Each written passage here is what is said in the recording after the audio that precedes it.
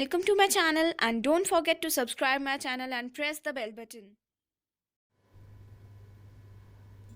नमस्कार मित्रों, मैं एस्ट्रो शालिनी अपने यूट्यूब चैनल एस्ट्रो शालिनी में आप सबका स्वागत करती हूँ। आज हम बात करेंगे झाड़ू के विषय में। सभी जानते हैं कि झाड़ू से रिलेटेड काफ़ी शगुन अपशगुन माने जाते हैं। तो एक चीज़ तो मैं आपको ज़रूर बताना चाहूँगी कि कभी भी झाड़ू को खुले स्थान पे नहीं रखना चाहिए, या कोई भी हमारे घर आए तो उसे हमारी झाड़ू नहीं दिखनी चाहिए। हमें झाड़ू को कहीं ना कहीं छिपा कर रखना चाहिए। दूसरा ये बात कि कभी भी झाड़ू को, क्योंकि झाड़ू जो है हमारे घर का नेगेटिविटी को रिमूव करने के लिए हम झाड़ू का इस्तेमाल करते हैं। कहीं ना कहीं हमारे जितनी भी गंदगी होती है उसको हम क्लीन करने के लिए झाड़ू का इस्तेमाल करते हैं। तो झाड़ू को कभी भी अपने किचन में भी नहीं रखना चाहिए। जहाँ आप भोजन बना रहे हैं वहाँ पर आपको झाड़ू नहीं रखना चाहिए। उससे क्या होता है कि एक तो आपके जो खाना बनाते हैं खाने में बरकत नहीं रहती। दूसरा ये है कि स्वास्थ्य से संबंधी कहीं ना कहीं परेशानियां आपको झेलनी पड़ती है। और ऐसा भी कहा जाता है कि शाम के समय झाड़ू नहीं लगाना चाहिए। सूर्यास्त के बाद हमें कभी भी झाड़ू नहीं लगाना चाहिए। इससे अपशकुन माना जाता है, या कह लो कि लक्ष्मी रूठ जाती है।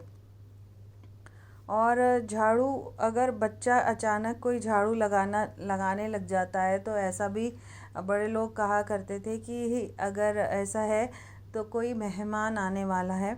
और ये सब चीज़ें हमारे झाड़ू से रिलेट हमें कहीं ना कहीं पुराने लोग हमें बता गए हैं।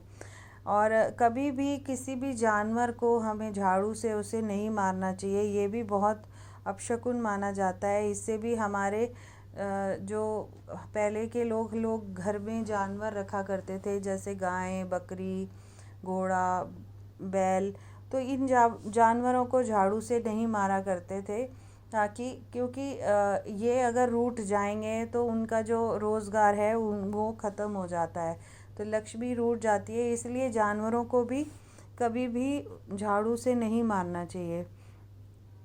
कोई भी सदस्य किसी खास कार्य के लिए अगर घर से बाहर निकला हो तो जाने के बाद तुरंत घर में कभी भी झाड़ू नहीं लगाना चाहिए। ऐसा माना जाता है कि अगर कोई गया है और आप उसके जाते ही आप घर में झाड़ू मारने लग गए हैं तो कहीं ना कहीं वो व्यक्ति जिस कार्य के लिए गया है उसे असफलता ही प्राप्त होती है। और ये भी माना जाता है कि झाड़ू को कभी भी खड़े करके नहीं रखना चाहिए। ये भी अपशकुन माना जाता है।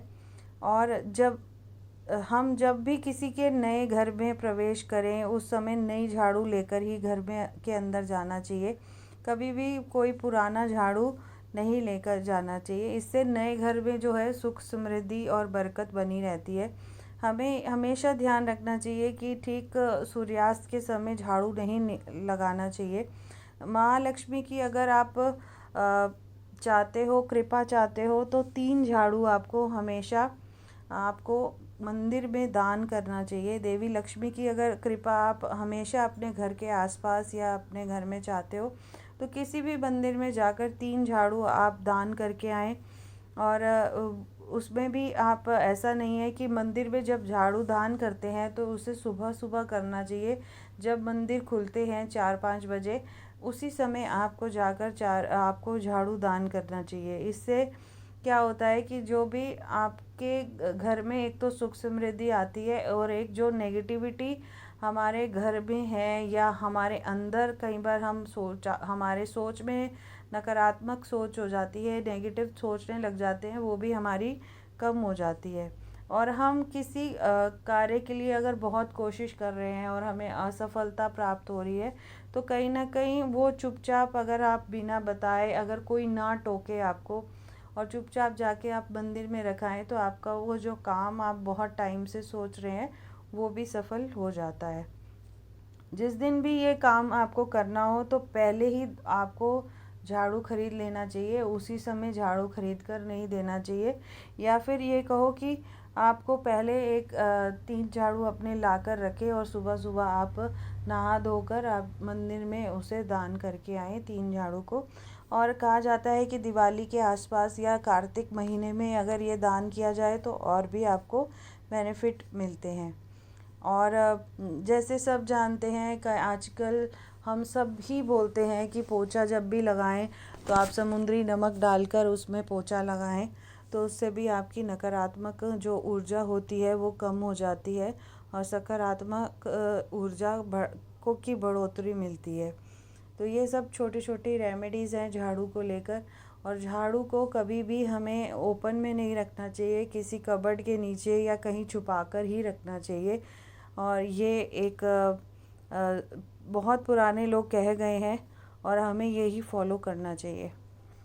और भी रेमेडीज़ के लिए मेरे साथ जुड़े रहें और मेरे यूट्यूब चैनल को सब्सक्राइब करना ना भूलें। जय माता।